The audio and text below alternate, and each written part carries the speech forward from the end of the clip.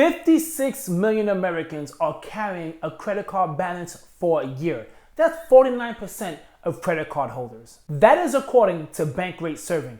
Out of these generations, the Gen X, 55% of them are carrying a balance. There's 51% of millennials, 48% of Gen Zs, and 44% of the baby boomers. When these surveyors were asked why they're carrying this large balance, a majority of them said it was because of emergencies and unexpected expenses.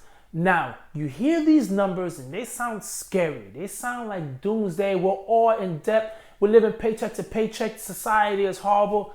I get it. It is tough. But that doesn't mean we do nothing about it. It's very easy to follow the herd mentality and do what everyone else is doing. I got news for you. A lot of people are contradicting themselves. According to that survey, the debt to income ratio had actually decreased. What that is saying is people are getting more debt, but at the same time, they're getting more income.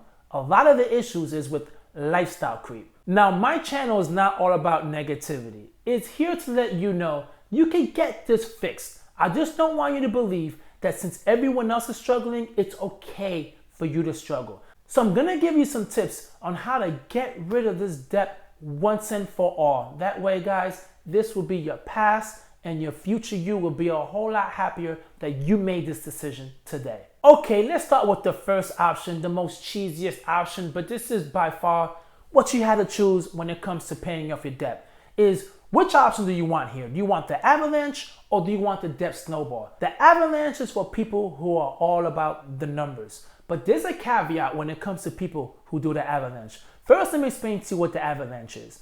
That is paying the highest interest rate first and then going down to the minimum, because if you follow that, when you're all said and done, the interest that you're paying is a whole lot less than if you're paying with the debt snowball. Now, that is for someone who is extremely disciplined when it comes to finances. I know it's an oxymoron, you're carrying a balance, but some people maybe had emergencies that happened 3 months ago and they're getting this resolved now. They might have the income to take care of all this, but they possibly ran out of your emergency fund and then you use credit cards to save you from a catastrophe. Guys, if you're getting any value from this video, I really would love it if you hit the like, leave a comment, and subscribe. I'm trying to get to 1,000 subscribers, and with your help, I will certainly get there. I really appreciate it. Let's get back to the video. Now here comes the debt snowball, which a lot of people prefer. But compared to the avalanche, you possibly can pay more in interest, which is you pay off the card with the smallest balance first, and then whatever amount you're paying on that card, you transfer it over to the next smallest balance. Now that is a good method to do because once you get it started, it's snowballing to the next balances and paying them all off. Now there's pros and cons to all of this. If you're really good with math, as I said, then you want to go to the avalanche because in the end, you're going to pay a lot more interest if you do a debt snowball. If you're someone that needs quick fixes and quick wins, then you want to go to a debt snowball. But I got news for you. Whether you do the avalanche or debt snowball, it doesn't matter. You could do a variation of both. You could do whatever it is you want to do as long as you pay this thing off.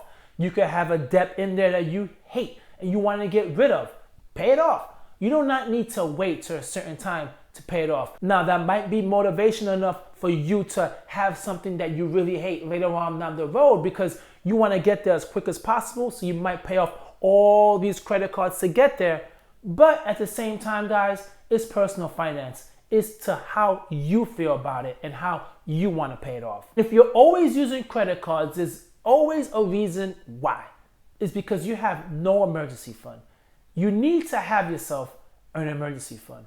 Plain and simple. How much? Well, Dave Ramsey says $1,000 and people get an uproar. Oh, that's crazy. But listen, $1,000 is enough to get you started. There really is not that many emergencies unless it's something with a vehicle or if you own a home, you might have some repairs that you would need more than $1,000 at that time. But once again, it doesn't matter. If $1,000 is something you're not comfortable with, well then do more than that. Do 2 to 3 months. You have all these options. But if it's difficult for you to save $1,000, which by the way, a majority of society cannot save $1,000, go with $500. It doesn't matter as long as you get the ball rolling and you have something on the side to cover any little surprises. But you do need to know it isn't enough. Once you pay off all your credit cards, you need to have a bigger buffer. 3 to 6 months is always recommended, and that's what you should do. A next option you have that I'm not an advocate of, but hey, it is an option, and this is a financial educational channel, so I have to let you know about it, which is a transfer 0% interest card. Now, if you got yourself into an emergency and you want to pay off your debt as quick as possible by paying the least amount of interest, then transfer it over to one of these cards, pay it off as soon as possible. The good thing about it is you would then not have to pay all this interest on the debt. The bad thing about it is if you're not honest with yourself and you're not good with money, all you're gonna do now is have the ability to run up another credit card. The card that you transferred with the interest, now you might run that up again. If I had to choose, I would stay away from this option. I hate paying interest, so I would be extremely motivated to pay off all my cards. But as I said, I want to give you guys that option. Whatever it takes to get it done, we're gonna get it done. And the last thing that you need to do is get a side hustle. There's so many side hustles that you can start at any moment. Uber, you literally could start right now. You have a vehicle, insurance, registration, you could be on the road by the end of the day. Now, Instacart and DoorDash takes a little longer, depending on your area. Some of them have a waiting list. When I applied, there was a waiting list, and some of them don't. But I recommend to apply for it. The way I see it is, if there ever is an emergency and I need to go out, I need to hustle, I have those options available. And this is where you need to look at your skills. If you're a teacher, tutor. If you're into fitness, train. If you're into finance like I am, get a camera and talk to the world and educate people on what you know. Everyone out there is looking for value.